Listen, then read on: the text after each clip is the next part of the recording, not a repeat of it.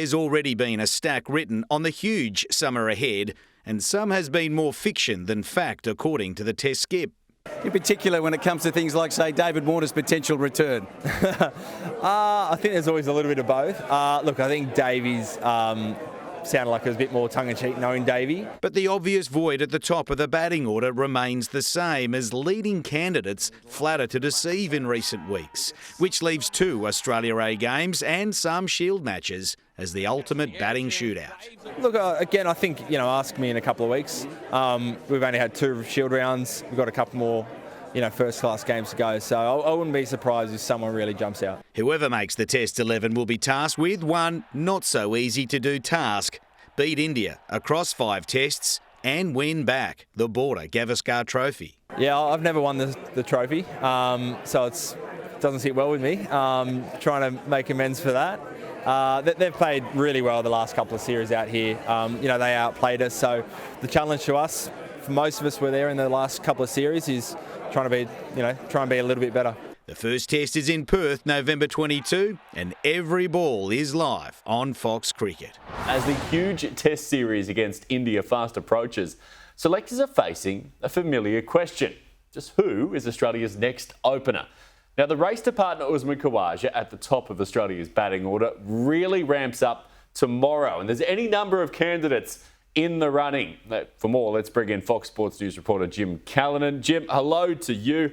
We're talking about David Warner's spot, of course, and once more, this debate at the top of the order seems to be an eternal one in Australian cricket. Who is winning this race? We know it's Melbourne Cup time. We love a list of contenders and a race that stops the nation. This could just be that. Here we are again, Luke. How often did I hear someone say in the background? Yeah, it does. You're right. It looks like it's a race between 4, and there's some familiar names here once again to now try and replace David Warner in a more permanent capacity at the top of the batting order. They're very familiar ones as well that lead the line: Marcus Harris and Cameron Bancroft, 2 players who have been at Test level before and would love to be doing it again. And once again, find themselves in an Australia A team in a bat-off ahead of a Test summer, trying to prove that they can join Usman Khawaja at the top of the order. Now, they'll get first crack, as we understand it, in this first of 2 4-day fixtures for Australia A against this India A team. This is in Mackay starting tomorrow. Both have been prolific for their respective states in recent years at domestic level. Unfortunately, as we can see by these pictures, neither have started the season particularly well, nor has Matt Renshaw, a former Test batter as well. He's fallen further down the pecking order and, in fact, not even really considered to be in this final 4. So it's Harris and Bancroft who'll get first crack. Now, in the background of this, Nathan McSweeney, he's the captain of Australia A. He did the same job with the PM 11 last year as well in the lead-up. He is considered quite the strong chance. Now, he's a Queenslander, moved to South Australia, and he has started the season particularly well. So 291 Sheffield Shield runs in his last 4 at-bats, including an unbeaten 127 against New South Wales that had a really decent attack as well. A one-day 100 as well just recently. So good, in fact, Aussie coach Darren Lehman described it as one of the best one-day 100s and innings he has seen. So that is seen a few. Pretty decent review there from Darren Lehman. So he bats at 3, considered a very likely chance to now be in the consideration at the top. But to be fair, the lack of a leading contender does have to concern selectors, as much as they won't want to say it, nor do they want to admit that this is a genuine bat-off. But that is a problem. So it means that now we have to cast that net a little bit wider. But the captain, Pat Cummins, as cool as a cucumber yesterday, and we spoke about it, not overly concerned, even though they're heading towards this series against India.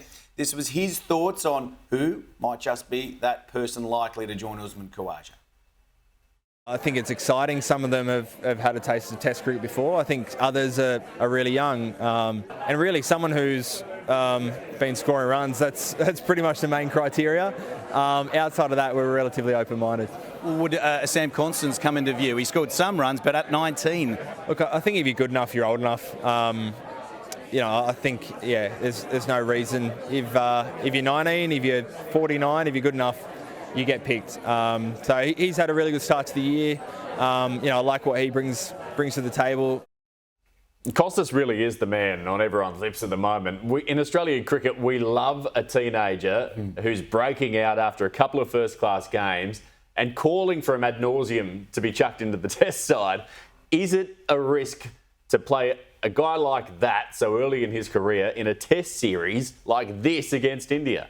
They're the very obvious questions and concerns you would have for a 19-year-old with only 6 first-class fixtures to his credit, ahead of a Test series that has a bowling attack led by Jasper Bumrah. Many would say that Bumrah now is the number one bowler in the world. But after you scored twin hundreds against South Australia to start the Shield series, did okay against Victoria at the MCG, probably a bit stiff in the first innings and then got a well-compiled 40 in the second. But yeah, very much remains the man of the moment. Will he be the man that selectors go for? Because quite rightly, look, as you point out, it is a huge test of resolve, of mental challenges to come up against the might of India as your Test debut. Well, Shane Watson, a man who knows a little bit about it. He was thrust into the international scene at age just 20 and went on, of course, to open the innings. So he knows a lot about the same position that Sam Constance now finds himself in right now. He works with Sam Constance quite closely and directly around the mental challenges, how best to deal with it. Shane has a